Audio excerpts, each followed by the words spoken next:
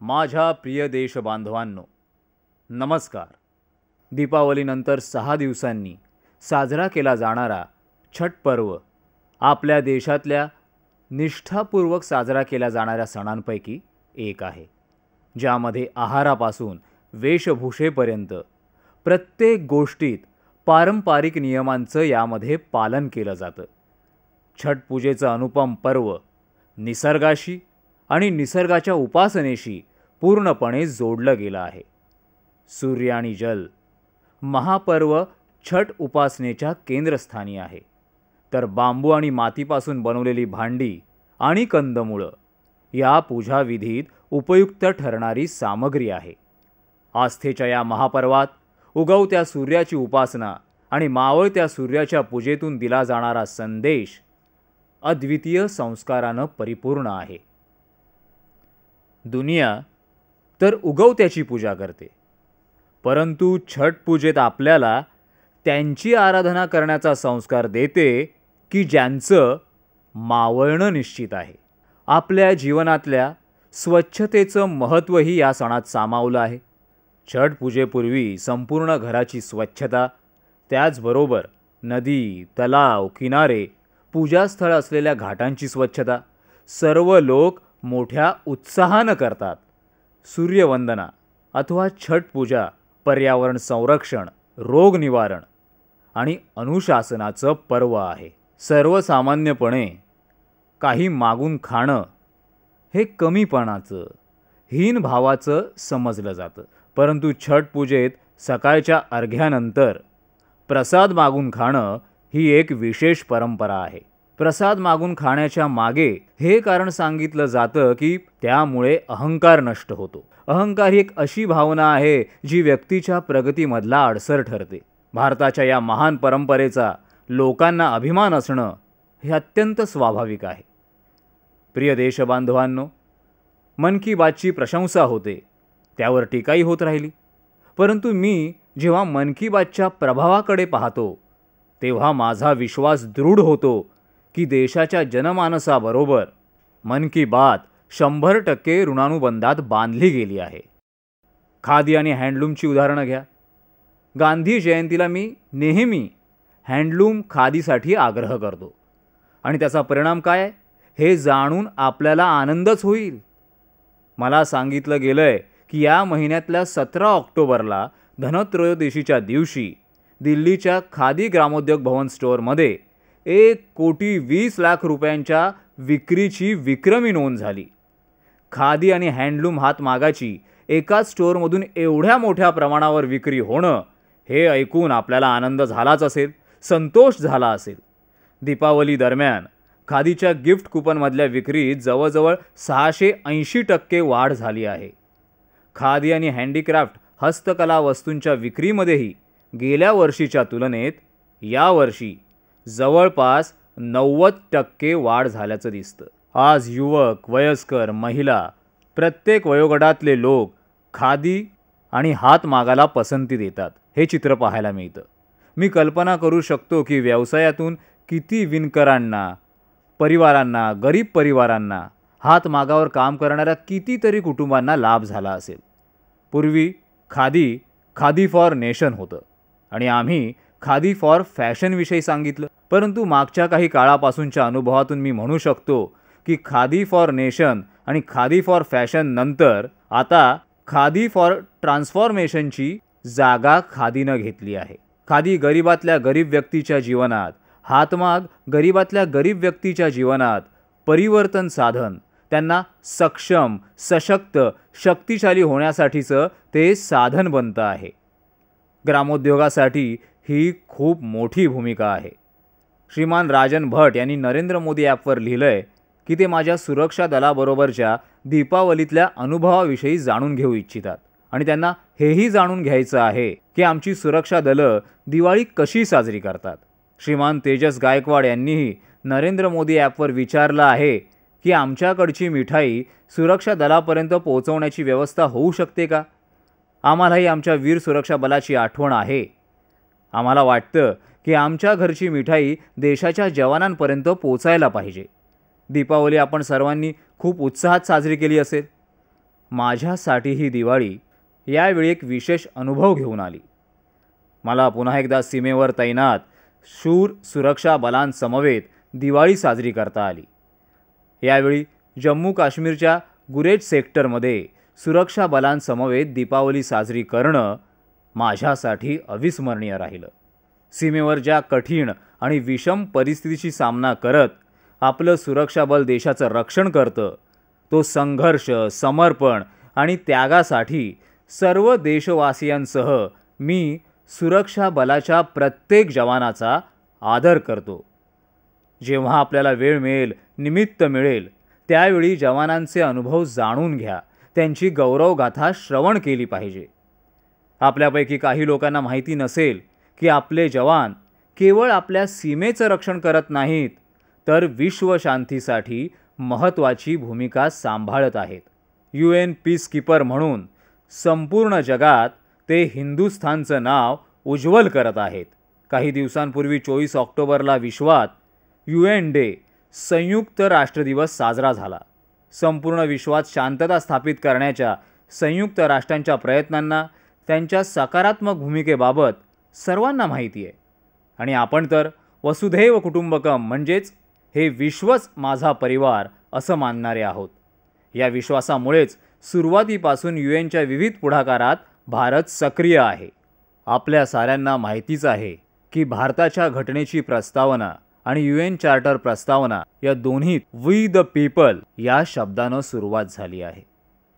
भारतानं नारी समानतेवर नेहमीच जोर दिला आहे आणि UN declaration of human rights हे त्याचं जिवंत उदाहरण आहे. त्याच्या इनिशियल फ्रेजमध्ये जे प्रस्तावित करण्यात आलं ते म्हणजे all men are born free and equal. भारताच्या प्रतिनिधी हंसा मेहता यांच्या प्रयत्नांनी बदल करण्यात आला आणि नंतर all human beings are born free and equal याचा स्वीकार झाला. तसं पाहायला गेलं तर हा छोटासा बदल, परंतु एका सशक्त विचाराचं दर्शन त्यामधून होतं. UN अम्ब्रेलाच्या माध्यमातून भारतानं जे महत्त्वाचं योगदान दिलं ते म्हणजे UN पीसकीपिंग ऑपरेशन्समध्ये असलेली भारताची भूमिका. संयुक्त राष्ट्रांच्या शांतिरक्षा मिशनमध्ये भारतानं नेहमीच सक्रिय भूमिका बजावली आहे. आपल्यापैकी बहुतेकांना बहुधा ही माहिती पहिल्यांदाच मिळाली असेल. 18,000हून अधिक भारतीय सुरक्षा बलांनी UN पीसकीपिंग ऑपरेशन्समध्ये आपली सेवा दिली आहे. सद्यस्थितीत साधारणपणे 7,000 सैनिक UN पीसकीपिंगमध्ये जोडले गेलेत आणि हा संपूर्ण जगात तिसरा उच्चांकी क्रमांक आहे. 2017च्या ऑगस्टपर्यंत भारतीय जवानांनी UNच्या जगभरातल्या 71 पीसकीपिंगमधल्या किमान 50 ऑपरेशन्समध्ये सेवा रुजू केली आहे. हे शांतीचे प्रयत्न कोरिया, कंबोडिया, लाओस, व्हिएतनाम, काँगो, सायप्रस, लिबेरिया, लेबनॉन, सुदान यासारख्या काही देशांमधून झाले आहेत. काँगो आणि दक्षिण सुदानमध्ये भारतीय सेनेच्या हॉस्पिटलमध्ये 20,000 रुग्णांवर उपचार झाले आणि अगणित लोकांना वाचवलं गेलं. भारतीय सुरक्षा बलांनी विविध देशातल्या लोकांची केवळ सुरक्षाच केली नाही, तर त्या लोकांची मनंही जिंकली. भारतीय महिलांनीही शांतता निर्माण करण्यात महत्त्वाची अग्रणी भूमिका निभावली आहे. भारत हा एकमेव देश असा आहे की लिबेरियात शांती अभियान मिशनमध्ये भारतानं महिला पोलीस युनिट पाठवलं. हे खूप कमी लोकांना माहीत आहे आणि भारताचं हे पाऊल जगातल्या देशांसाठी प्रेरणा देणारं ठरलं. यानंतर सर्व देशांनी आपली महिला पोलीस युनिट पाठवणं सुरू केलं. आपल्याला हे ऐकून अभिमान वाटेल की भारताची भूमिका केवळ शांती अभियानापुरती संबंधित नाही, तर 85 देशात शांती अभियानाचं प्रशिक्षण भारत देतो आहे. महात्मा गांधी आणि गौतम बुद्धांच्या या भूमीतून आपल्या बहादूर शांतिरक्षकांनी विश्वभर शांती आणि सद्भावाचा संदेश दिला आहे. शांती अभियान हे सोपं काम नाही. आपल्या सुरक्षा रक्षकांना दुर्गम भागात जाऊन हे कार्य करावं लागतं. वेगवेगळ्या लोकांच्या सहवासात राहावं लागतं. भिन्न परिस्थिती आणि संस्कृती समजावून घ्यायला लागते.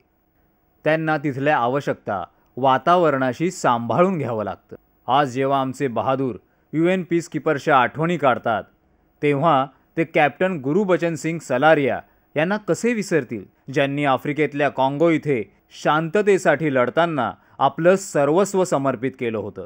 त्यांच्या स्मृतीनं प्रत्येक देशवासियाची छाती गौरवानं फुलून जाते. ते एकमेव UN पीसकीपर होते, वीर पुरुष होते, ज्यांना परमवीर चक्रानं गौरवण्यात आलं. लेफ्टनंट जनरल प्रेमचंदजी हे त्या भारतीय पीसकीपरपैकी आहेत ज्यांनी सायप्रसमध्ये विशिष्ट ओळख निर्माण केली. 1989 मध्ये 72व्या वर्षी त्यांना नामिबियात ऑपरेशनसाठी फोर्स कमांडर म्हणून नियुक्त केलं आणि त्यांनी त्या देशाचं स्वातंत्र्य निश्चित करण्यासाठी आपली सेवा दिली. जनरल थिमय्या जे भारतीय सेनाप्रमुख होते, त्यांनीही सायप्रसमध्ये UN पीसकीपिंग फोर्सचं नेतृत्व केलं आणि शांतिकार्यात सर्वस्व झोकून दिलं. भारतानं शांतिदूताच्या रूपातून नेहमीच शांती, एकता आणि सद्भावनेचा संदेश दिला.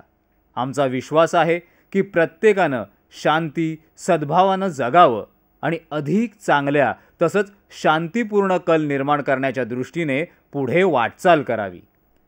माझ्या प्रिय देशबांधवांनो, आपली पुण्यभूमी अशा महान व्यक्तिमत्वांनी सुशोभित झाली आहे, ज्यांनी निस्वार्थ भावनेनं मानवतेची सेवा केली आहे.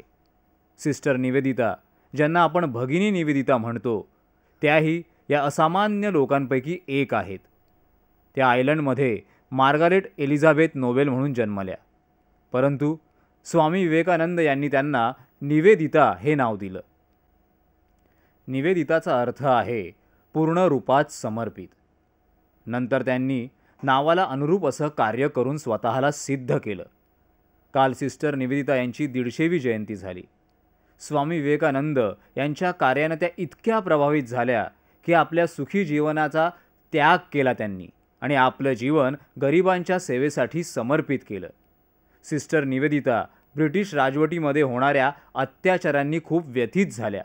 इंग्रजांनी केवळ आपल्या देशाला गुलाम बनवलं नाही, तर त्यांनी मानसिक गुलामगिरीचा प्रयत्न केला. आपल्या संस्कृतीला कमी लेखून हीन भावना निर्माण करणं हे नेहमी चालत आलं होतं. भगिनी निवेदिताजी यांनी भारतीय संस्कृतीच्या गौरवाला पुनर्स्थापित केलं. राष्ट्रीय चेतना जागृत करून लोकांना एकसंध ठेवायचं काम त्यांनी केलं. त्यांनी जगभरातल्या विविध देशात जाऊन सनातन धर्म आणि दर्शनाबाबत होणाऱ्या विरोधी प्रचाराविरुद्ध आवाज उठवला.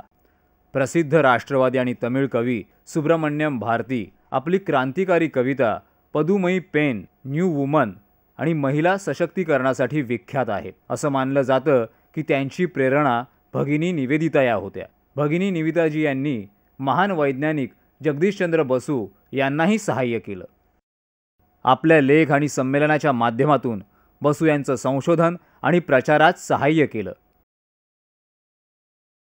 भारताची हीच एक सुंदर विशेषता आहे की आपल्या संस्कृतीमध्ये आध्यात्मिकता आणि विज्ञान एकमेकांना सहाय्यकारी आहेत. सिस्टर निवेदिता आणि वैज्ञानिक जगदीशचंद्र बसू यांचं उत्तम उदाहरण आहे.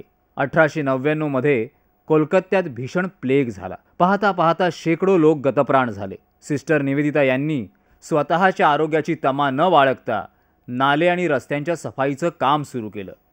त्या एक अशा महिला होत्या की आरामशीर जीवन जगू शकत होत्या, मात्र त्या गरिबांच्या सेवेशी जोडल्या गेल्या.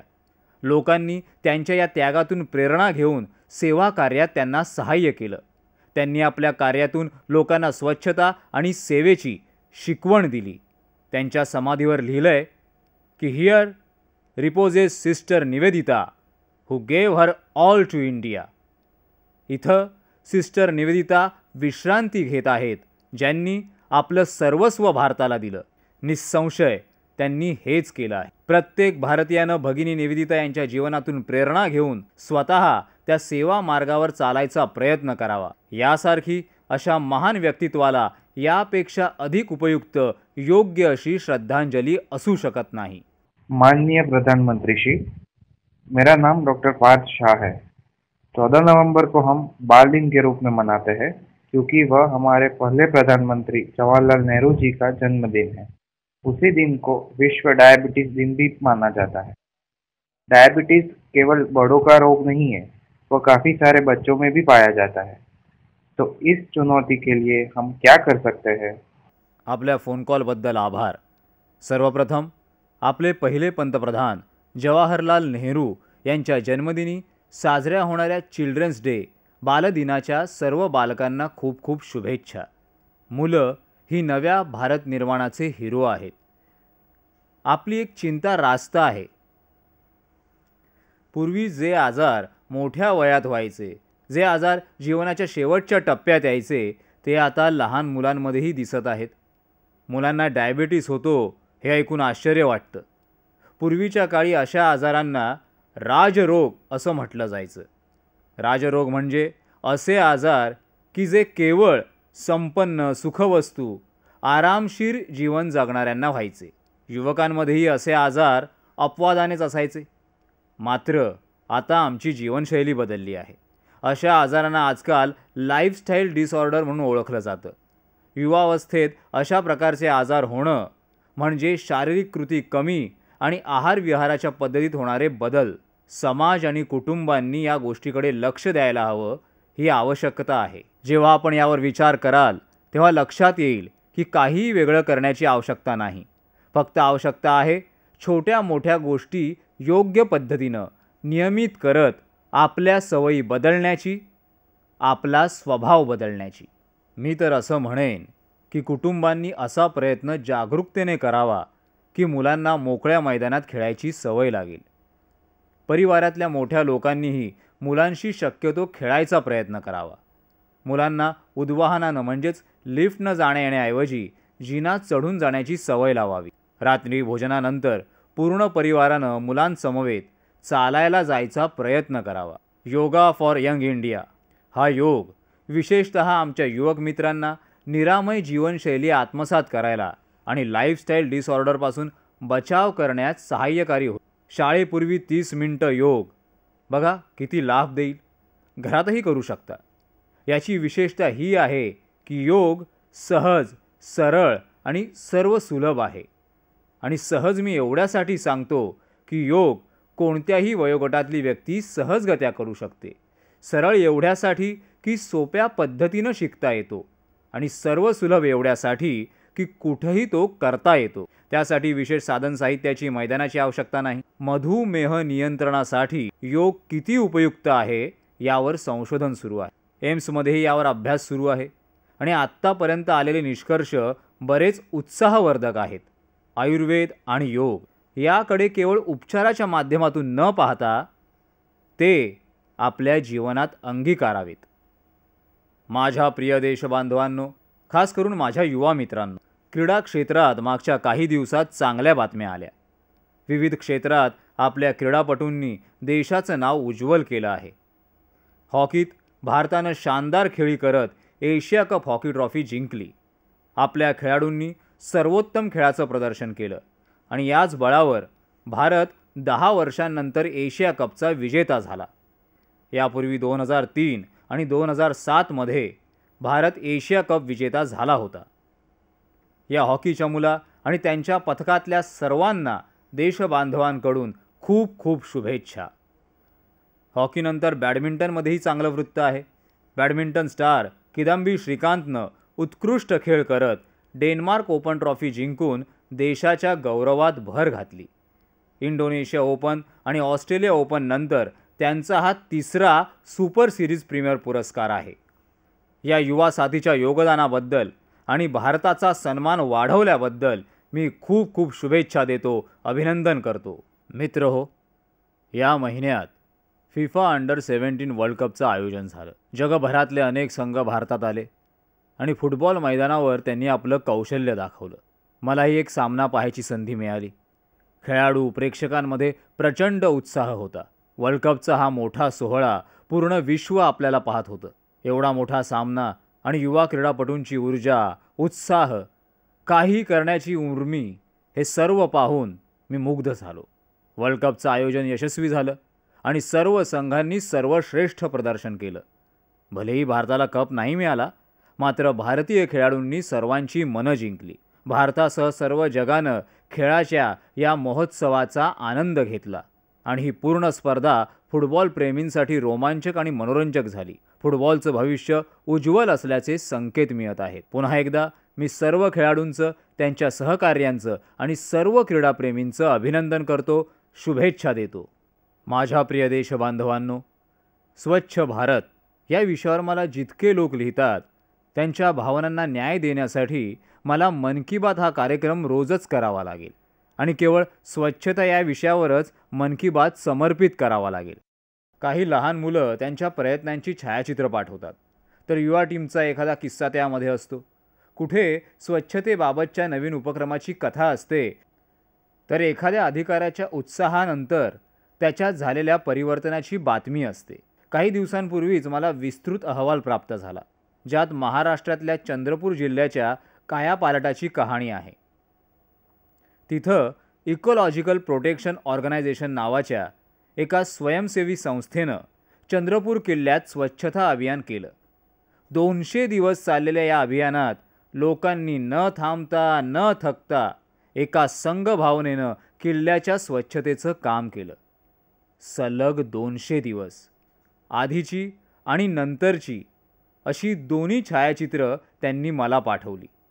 छायाचित्र पाहताना मी मंत्रमुग्ध झालो आणि जो कुणी हे छायाचित्र पाहिल, ज्याच्या मनात आसपासच्या अस्वच्छतेनं निराशा आली असेल, त्यालाही कधी वाटत असेल की स्वच्छतेचं स्वप्न कसं पूर्ण होईल, तर माझं लोकांना सांगणं आहे की इकोलॉजिकल प्रोटेक्शन ऑर्गनायझेशनच्या युवकांची, त्यांनी घेतलेल्या कष्टांची, उमेदीची, त्यांच्या संकल्पांची जिवंत प्रतिमा या छायाचित्रांमधून तुम्ही पाहू शकता.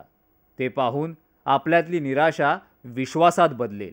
स्वच्छतेचे हे भगीरथ प्रयत्न सौंदर्य, सांघिकता आणि सातत्याचं अद्भुत उदाहरण आहे. किल्ला हे तर आमच्या वैभवाचं प्रतीक.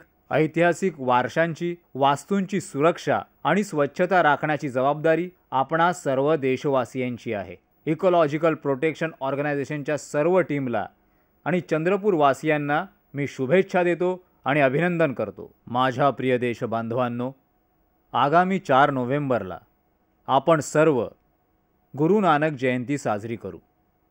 गुरु नानक देवजी शिखांचे पहिले गुरुच नाहीत, तर ते जगद्गुरू आहेत. त्यांनी संपूर्ण मानवता कल्याणाचा विचार केला. त्यांनी सर्व जातींना एक समान संबोधलं. महिला सक्षमीकरण आणि महिला सन्मानावर त्यांनी भर दिला. गुरु नानक देवजी यांनी पायी 28,000 किलोमीटर्सची यात्रा केली आणि या प्रवासादरम्यान त्यांनी सत्य मानवतेची शिकवण दिली. त्यांनी लोकांशी संवाद साधला. त्यांनी सत्य, त्याग आणि कर्तव्यनिष्ठेचा मार्ग दाखवला. सामाजिक समतेचा संदेश दिला आणि ही शिकवण केवळ बोलून दाखवली नाही, तर आपल्या कार्यातून करून दाखवली. त्यांनी लंगर सुरू केला. त्यातून लोकांमध्ये सेवाभाव निर्माण झाला. एकत्र बसून भोजन ग्रहण केल्यामुळे लोकांमध्ये एकता आणि समानतेचा भाव जागृत झाला. गुरु नानक देवजींनी सार्थक जीवनाचे 3 संदेश दिले. परमात्म्याचं नामस्मरण करा, श्रम करा, काम करा आणि गरजवंतांना सहाय्य करा. आपली तत्त्व सांगण्यासाठी गुरु नानक देवजींनी गुरुबाणीची रचना केली. येणाऱ्या 2019 मध्ये आपण गुरु नानक देवजी यांचं 550वं प्रकाश वर्ष साजरं करणार आहोत. चला तर मग आपण त्यांच्या संदेश आणि शिकवणीच्या मार्गावर वाटचालीचा प्रयत्न करूया. माझ्या प्रिय देशबांधवांनो, 2 दिवसांनी म्हणजेच 31 ऑक्टोबरला आपण सरदार वल्लभभाई पटेलजींची जन्मजयंती साजरी करू. आपल्याला माहिती आहे की अखंड आधुनिक भारताचा पाया त्यांनी रचला होता. भारत मातेच्या या महान सुपुत्राच्या जीवनातून आपण आज खूप काही शिकू शकतो. 31 ऑक्टोबरला श्रीमती इंदिरा गांधीसुद्धा हे जग सोडून गेल्या. सरदार वल्लभभाई पटेल यांची विशेषता म्हणजे ते केवळ परिवर्तनवादी विचार देत नसत, तर ते साध्य करण्यासाठी जटिल समस्येतून व्यावहारिक उपाय शोधण्यात ते कुशल होते. विचारांना साकार करणं यात ते कुशल निपुण होते. सरदार वल्लभभाई पटेल यांनी भारताला एका सूत्रात गुंफण्याचं कार्य केलं. हे सुनिश्चित केलं की कोट्यावधी भारतीयांना एक राष्ट्र आणि एक संविधान याच्या छत्रछायेत आणता येईल. त्यांच्या निर्णय क्षमतेनं सर्व अडचणींना पार करण्याचं सामर्थ्य त्यांनी दिलं. जिथं सन्मान करण्याची आवश्यकता होती तिथं सन्मान केला. जिथं बळाचा प्रयोग करण्याची गरज निर्माण झाली तिथं त्यांनी बळाचा वापर केला. त्यांनी एक उद्दिष्ट निश्चित केलं आणि त्या उद्दिष्टाबरोबर दृढ निश्चयाने ते मार्गस्थ झाले. देशाला एकत्रित ठेवायचं कार्य केवळ तेच करू शकत होते. त्यांनी अशा एका राष्ट्राचं स्वप्न पाहिलं की जिथले सर्व लोक समान असतील. ते म्हणाले होते, मला असं वाटतं की सरदार वल्लभभाई पटेल यांचे विचार सदा सर्वदा प्रेरणा देणारे आहेत. त्यांनी म्हटलं होतं, जातीपंथाचा कोणताही भेद आम्हाला थांबवू शकत नाही. सर्व भारताची मुलं आणि मुली आहेत. आपण देशावर प्रेम केलं पाहिजे आणि परस्पर प्रेम सद्भावनेवर भविष्य घडवलं पाहिजे. सरदार साहेबांचे हे विचार आजही आमच्या न्यू इंडियाच्या विजनसाठी प्रेरक आहेत, समयोचित आहेत. आणि हेच कारण आहे की त्यांचा जन्मदिवस राष्ट्रीय एकता दिवस म्हणून साजरा होतो. देशाला अखंड राष्ट्राचं स्वरूप देण्यात त्यांचं योगदान अतुलनीय आहे. सरदार साहेबांच्या जयंतीनिमित्तानं 31 ऑक्टोबरला देशभर रन फॉर युनिटीचं आयोजन केलं जाईल, ज्यामध्ये देशभरातून बालक, युवा, महिला सर्व वयोगटातले नागरिक सहभागी होतील. माझा सर्वांना आग्रह आहे की आपणही रन फॉर युनिटी आपल्या सद्भावनेच्या या उत्सवात सहभागी व्हावं. माझ्या प्रिय देशबांधवांनो, दिवाळी सुट्टीनंतर नव्या संकल्पासह, नव्या निश्चयासह आपण सर्व दैनंदिन जीवनात आला असाल. माझ्या वतीनं देशबांधवांना त्यांची सर्व स्वप्न